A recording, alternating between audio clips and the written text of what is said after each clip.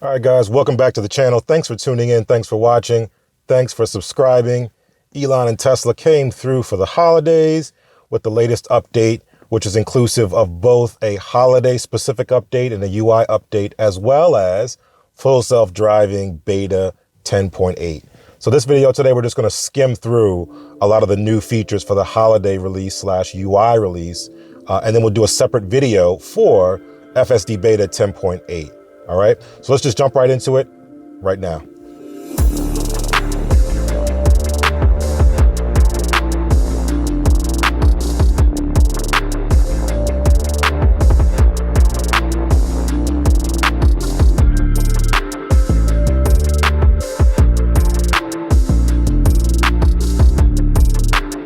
Okay, so we're talking about the main holiday release, UI release version 11, if you will, which comes in the form of 2021 44.25.6 if you have FSD beta.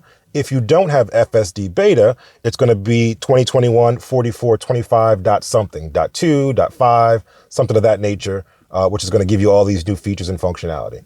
All right, so let's first talk about the main things that affect everyone, which is the UI of it all, and that's going to be version 11. Now, for everyone who's been watching this channel, or everyone who had a new refreshed Model S or Model X, you already know this UI is pretty much the same as standard, and we've had this for quite a while, so it's nothing really new for us, but it is new for everyone who's had a Model 3 or a Model Y, or who've had other legacy Model S's and Model X's. So this is going to be pretty new for you guys. So we're just going to walk through it really quickly and show you what comes about that. So the first thing that you notice is that the icons have been refreshed a little bit for the Plaid, for the new Model S, a little bit refreshed, right? So the icon, instead of being a phone with a Bluetooth in here, it's just a Bluetooth, really bright, really punchy, and lots of colors here. So for those who don't know, who've just got a Model 3 or Model Y within the last couple of years or since they've been out, Tesla has adopted a monochrome UI where they sort of had everything look like this little car right here. Everything was black and white, no real use of colors. Prior to version, I believe 9, everything used to be color, nice color icons, more of a 3D type of effect back in the day, which was a dated effect for that particular date and time. There is a specific term for it. I will probably pop it up on the screen once I remember it. But the idea was that it was color everything. The maps were color. It would not only show the red on the map for the congestion and yellow, it would also show green for free-flowing color. And I think what wound up happening is the strain of showing all that color had an impact on some of the legacy Model S and X cars. And so they decided to reduce that and go with a monochromatic scheme of the UI. And now effectively they're bringing that back now. Now they're able to upgrade some of the MCUs of the older cars and not be able to support them as much and focus more on the new cars, which outnumber those older cars anyway. Now they're coming back with a color scheme that is representative of the times, as well as the capabilities of the cars themselves, the CPU power and things of that nature. Okay, so full color all around. Everything is pretty much the same the way it used to be for the refreshed Model S and X. But you now have this little menu right here, which again was the same before. If you have a Model 3 or Model Y, because you have the part of the screen that is occupied here, this might stack. So instead of seeing one row, you might see 2 rows here if you have a Model 3 or Model Y. Okay, so that's pretty cool. But pretty much everything is the same. I haven't found anything new here. The only one I have seen for the Model 3 and Model Y is an energy app that we don't have here on the Model S. Here is an energy app, because for some reason they're trying to hide energy consumption as much as possible. You can see it through trips, but that's pretty much it. You can't really see energy consumption or energy projected consumption like you used to be able to do back in the day when they had an energy app that could show you the graph and all that good stuff. So that's pretty much it for the UI. Everything else is going to be, again, similar to what we've already seen. But again, if you're new, you're going to notice that everything appears in here now in the controls menu. So you used to have icons that would hover over here for home link, for profile, things like that. That's no longer there.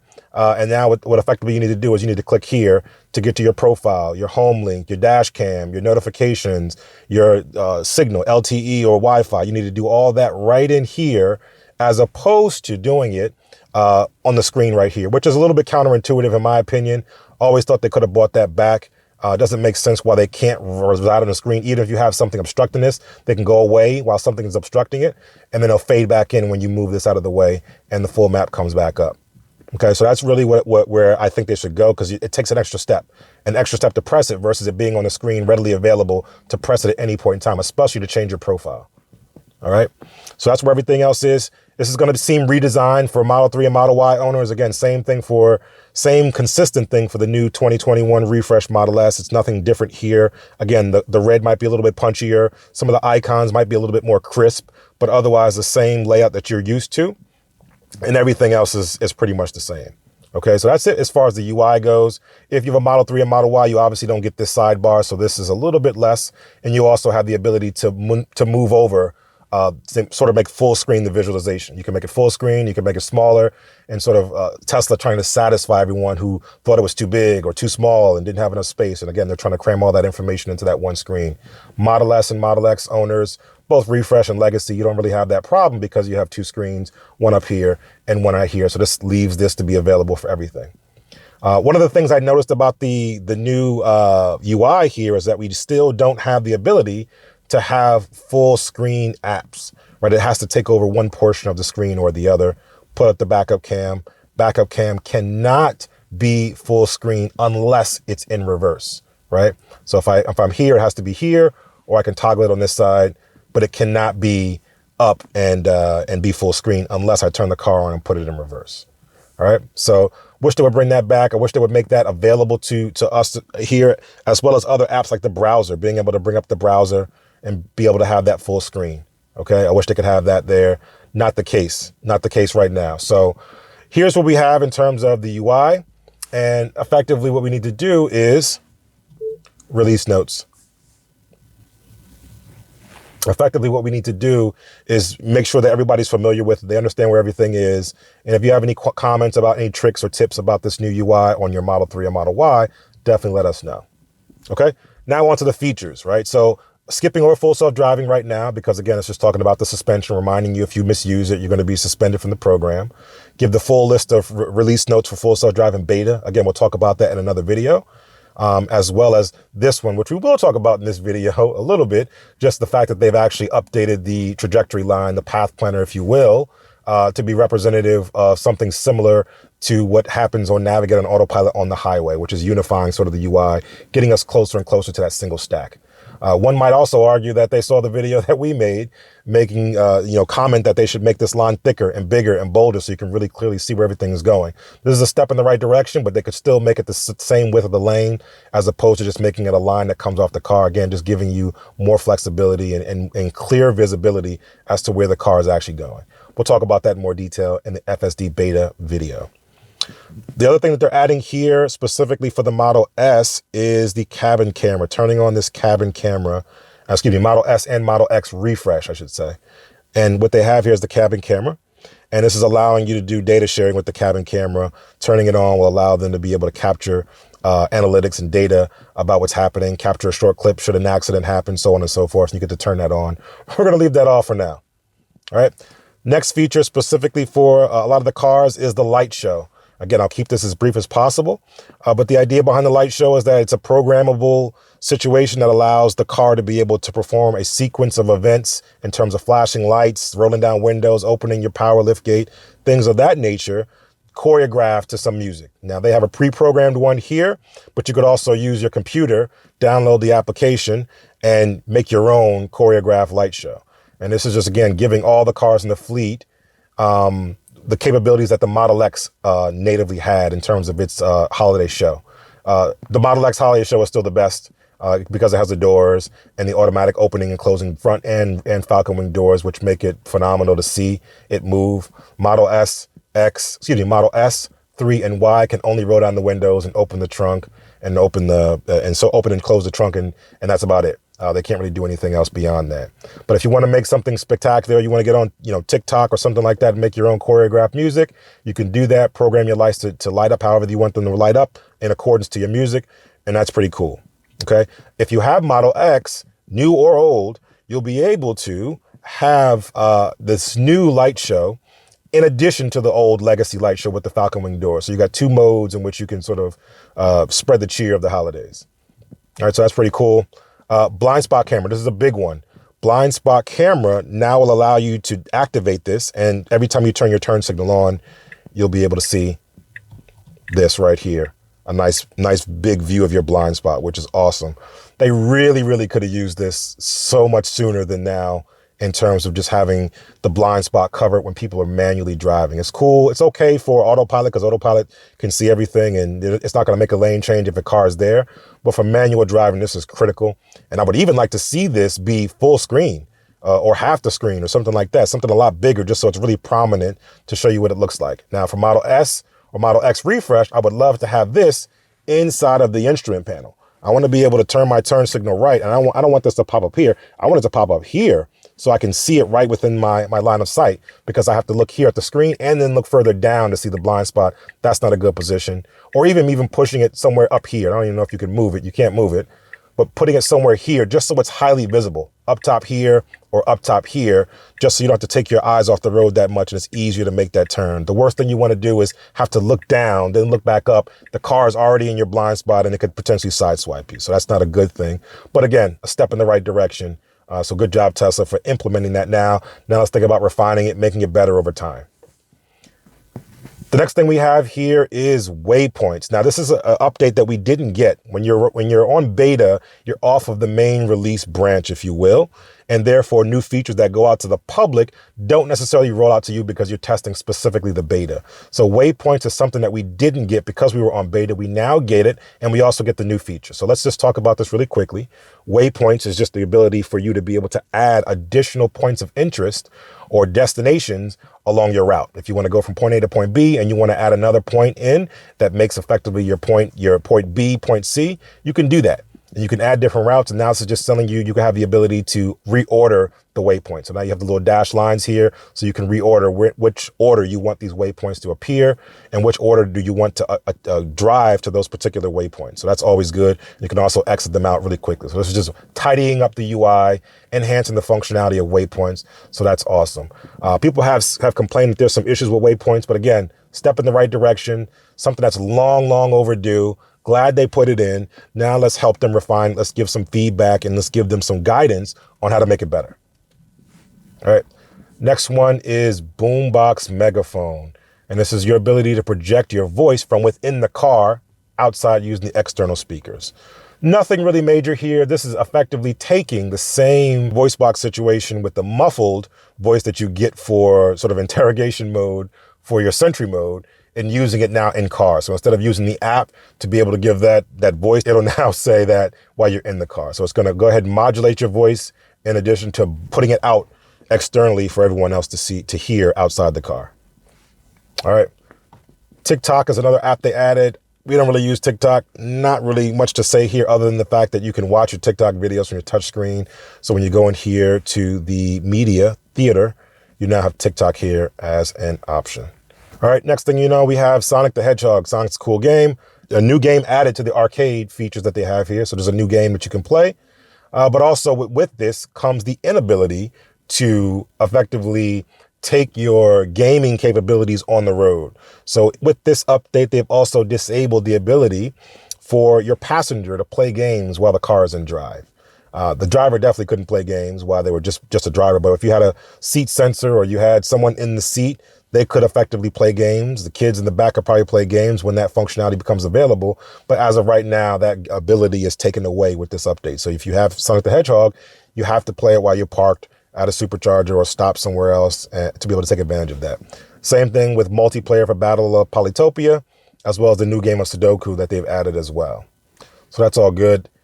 Next thing up they have is the comfort damping suspension in Autopilot. And this is something really cool, but also something really critical that you're trying to circumvent, right? So this is the idea that, hey, when I'm in autopilot mode, I want the ride to be as comfortable as possible. So I want to use my best comfort settings for adaptive damping and change it to comfort setting. In our car, we actually use the profiles to determine whether we want to go on autopilot or not and automatically have that setting saved up. So I'd have to click on here, switch the profile, go to the autopilot profile, and then use that, or the FSD profile, and then use that to change it to comfort suspension, steering, whatever the case may be that we need to do to have the most comfortable drive while on autopilot /FSD. And this one says when you go to suspension, you now get to see use comfort damping in autopilot. So right now I have it on sport, But when I turn the autopilot and have this feature turned on, it's going to automatically change this to comfort so that the autopilot full self-driving experience is making it as comfortable as possible while it's riding me around. So that's a good feature to have. That way, when you're off autopilot, it can go back to sport automatically without us having to switch profiles or to adjust the suspension and damping manually. So that's good. Cold weather improvements, preconditioning the cabin from your Tesla app, and now giving you a lower state of charge in which you can precondition the car. Tesla's cars and batteries are always designed to preserve and protect themselves from damage and getting too low. And so this is helping us to give us a little bit more leeway. Right? So if you want to precondition your car's at a low state of charge, it wouldn't allow you to do that before. Now with this improvement, your car can be in a low state of charge and you can still precondition using the app, no problem. All right, next up we have manage Dashcam clips. Again, very, very good feature that they've added. I know they had to shoehorn this in. This wasn't a native feature to what Tesla had intended, but a lot of Tesla owners were asking for something like this. They put the dash cam in, the Sentry mode in, which is good using the autopilot cameras. And so now they have the way to manage dash cam clips. Prior to this update, if you wanted to manage the clips, you have to go through each one individually and delete them all. Okay? Pain in the butt. Or take the USB out, go into a computer, do it that way. It's a lot easier, but a lot less convenient. Because it's not in the car. You have to go out, put it in a computer, load it up, and then delete clips that way. So this is giving us the ability to bulk delete clips without formatting it. So in here, inside of security, or safety, if you will, you have the ability to delete all dash cam clips in addition to format USB drive. Prior to delete all clips, you just have the ability to format the USB drive. So if all the clips on your drive are full, and you needed to get some space and you already had them backed up, you could say format USB drive. It'll format and erase them all automatically, but it also formats the drive. So anything else you might have had on it will go as well. This one specifically targets the dash cam clips. So if it's just the dash cam clips that you want to delete, but not everything else on the drive and reformat it, you have the ability to do that. It'll delete them all and now free up some space on your drive. So that's pretty cool. All right, we also have hide map details. And this is really just points of interest, right? So this is the button here where you can click here and see all the points of interest around you, or you can turn it off if you want a less cluttered map experience. And even if you use, sort of the map view like this, or you use the satellite view or the map view like this, either way, it's going to show you those points of interest or turn them off. It really just depends on your preference. Good option to have. Always cool. Still wish they would add another button for superchargers so you can press that really quickly, see all the superchargers. Yes, you can do voice commands. Yes, you can go into the navigation menu and do it that way, but that's an extra step, extra click. And with voice commands, you just definitely have to wait for the results versus what it used to be is just tap a button here and it would pop up. All right, last one for this particular build. I'm going to also delve into some of the ones that we missed in the public release, which is car wash mode. Car wash mode. This is a mode that allows the car to be prepared to be on an automatic car wash, whereas to be on a track. Just for reference, we never, ever, ever, ever roll our Teslas through an automatic car wash unless it's like the last resort and we have nothing to wash a car with manually or no other places and details are open. The paint is too brittle. It's just torture on the car, in our opinion. So we never do that. So this is not really going to be relevant for us. But if you are someone who does go through automatic car wash, this is an option for you, and you can actually put your Plaid or your Model S long range or Model X long range or Plaid through an automatic car wash, and it'll put it in neutral automatically and do all the things that you used to have to do manually to be able to get it to work on those automatic tracks. So that's good for those that use that. We do not use that. All right. Let's talk about the things that we missed in the previous releases that we're bringing in here. The rear screen. Finally, we're adding some new features for this rear screen. We knew it was going to happen. It was only a matter of time. We wanted to give our feedback to it, right? So we have rear cabin climate. Now you can adjust the rear cabin climate from the front touchscreen as opposed to having to do that from the rear.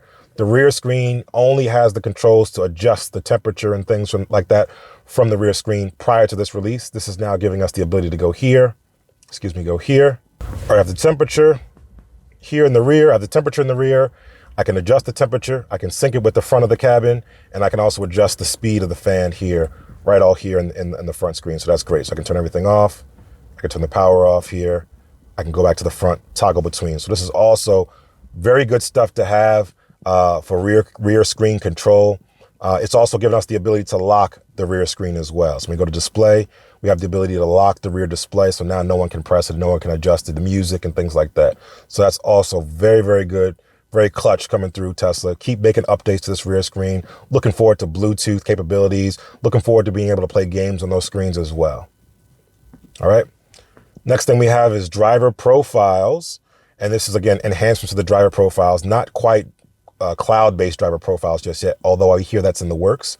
But each driver profile will now have its individual work and home address to update. So now each individual driver can have home and work, and it can be updated accordingly. Before, we used to share whatever the home and work is. So if this was my car, my primary car would have to be my home, my work address, or my destination that I typically travel frequently, versus my wife who drives another car, and it'll be her work address when it goes to work. So this is really good and really clutch coming through Tesla on this one. All right, again, cabin camera analytics we talked about as well. And here again, all the updates that we missed before. Live access we already had. Add a stop, which is the waypoint. All right, so that's pretty much it in terms of the cumulative update. They've also had Tidal. That was one that they had before. The Tidal app is right here. And then again, the rear display improvements, talking about locking the screen. And then also the traffic-aware cruise control chime, which was different than the Autopilot chime. So you can differentiate that. 1 chime for cruise control, 2 chimes for Autopilot/FSD. All right, so that's pretty much it in terms of the things that we missed cumulatively being on the beta versus the main branch. But overall, it's a pretty good update, pretty comprehensive update. Great to have version 11 for everyone, so it's a consistent UI. Looking forward to seeing what this looks like in the legacy cars. Our X is a legacy X. It has the vertical screen. Interested to see what this is going to look like in that. It's not quite there just yet. I don't know of anyone who's got it so far. But so far, again, this update for the newer cars with the horizontal screens looks great. It's phenomenal. It's nice and clean. It's responsive. It's fast, nice and poppy with the colors, so you know where everything is. And again, just a little bit tidying up here, a little bit of the icon, a little bit of a refresh here in terms of the iconography that we have here and the colors and things of that nature. All right, so we're going to jump over to our friends at Not a Tesla App. Not a Tesla app, I got it right this time, to talk about some other updates that we didn't get based on our vehicle configuration. And the one that we're talking about here is simplified controls. The display has been simplified to focus on navigation, media, and most common primary controls. And so they've adjusted, instead of those cards that the Model 3 and Model Y have, they're going to have this little quick control menu that's available for you guys to be able to press buttons to do things that are very necessary, but would typically require you flipping through those cards to be able to do that. Right, so windshield wipers, maps, trips, service, things like that are all available to you. And you can also use the voice commands as well for service, trips, odometer, if you want to say that as well, charging. You could always use that as well. But this is, again, just making it easier for you guys. You have a lot of information trying to get crammed into the screen. This is a quick way for you to be able to do that as well. Here's what a quick visual would look like on the Model 3 and Model Y with the icons stacked instead of being stretched across the entire screen. Customizable app launcher, being able to drag and drop items into there. And then the blind spot camera, you guys got Waypoints, Boombox, you got TikTok, you got everything else we talked about, you guys got. And then the subwoofer. And this is, again, going to be for really Model 3, Model X, and Model 3 and Model Y, because we also had this as well from before, where you'd basically go in here and you can adjust the media icon settings for the subwoofer. So this is something that the Model S has had with independent subwoofer control. Automated seat heaters, again, also new for Model 3 and Model Y. Been the same for Model S, the new refresh for a while. It's tied to your climate. You have to have auto climate on. And then they have the once you have the auto climate on, the auto seat heaters will kick in as well and turn on as needed to get your desired temperature.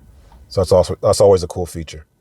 Okay. And you also have the ability to go to dark mode. So you go controls, display, and then you'll have a dark mode icon. I don't think Model S and X get that. I don't think we need that. There is a dark mode, but we know what that is already. That's this mode. But there's no dark mode icon like you have here. So, but let me know your thoughts in the comments. Let me know if you have this update, anything I missed, anything that's different for your particular car in your particular region that I might have missed for this update. And until the next time, enjoy your day, enjoy your Tesla.